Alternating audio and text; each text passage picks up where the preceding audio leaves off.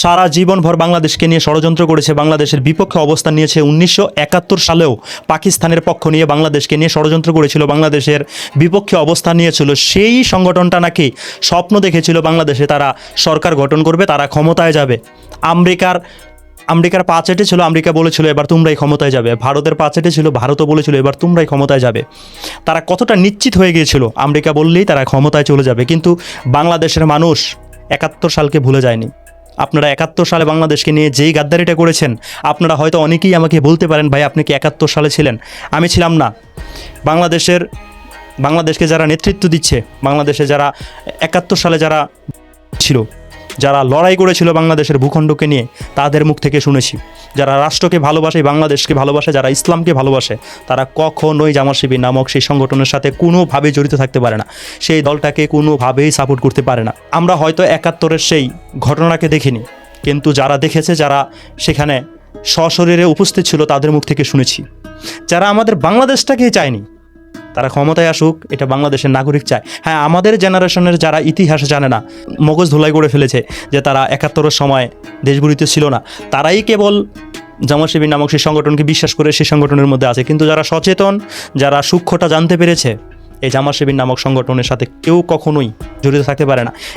চেয়েছিল, পায়ে তেল মালিশ করেছিল, বলেছিল যে এবার জামাত শিবির ক্ষমতায় চলে আসবে। আসুন শুনুন।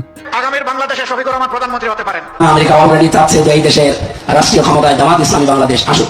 শুনেছেন আপনারা আমির হামজার মুখ থেকে কথাগুলোকে? আমেরিকা এবার চাচ্ছে বাংলাদেশে জামাত ইসলাম ক্ষমতায় আসুক। ও বাহ বাহ বাহ বাহ!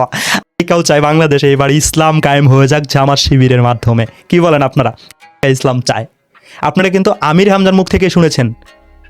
আপনারা কি তাহলে কার বন্ধু একবার চিন্তা ভাবনা করে দেখেছেন? কার বন্ধু আপনারা? বুঝতে হবে। আর আপনারা কিনা ইসলামী আন্দোলন বাংলাদেশকে নিয়ে কথা বলেন, আপনাদের সম্পর্ক সাথে আপনাদেরকে ক্ষমতায় বসাতে চায়। আর 17 বছর তো পা চাটার কারণে কত যে সুযোগ সুবিধা আপনারা এখনো পাচ্ছেন, সেটা আমরা খুব ভালোভাবে জানি। 7টি কারণে বাংলাদেশ জামাত ইসলামী আগামী জাতীয় সংসদ নির্বাচনে সরকার গঠন করবে এবং সেই সরকারের প্রধানমন্ত্রী হিসেবে দায়িত্ব পালন করবেন জামাত ইসলামীর আমির ডাক্তার শফিকুর রহমান সাহেব।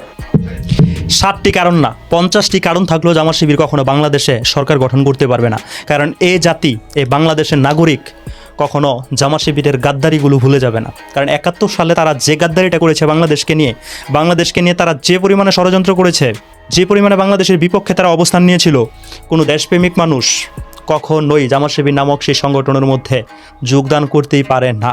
জামাত শিবির স্বপ্ন দেখতে পারে তারা ক্ষমতায় আসবে, ও সোশ্যাল মিডিয়া তাদের জনপ্রিয়তা আছে। বাস্তবে আমি আমার আশেপাশে কোনো জামাত শিবিরের লোক দেখি না। একসময় আমি ছিলাম, আলহামদুলিল্লাহ আমি বুঝতে পেরেছি তারা কত পরিমাণে বাংলাদেশকে নিয়ে গাদ্দারি করেছে, আর ইসলামকে নিয়ে কত পরিমাণে গাদ্দারি করছে, কত পরিমাণে ইসলামকে অমান্য করছে।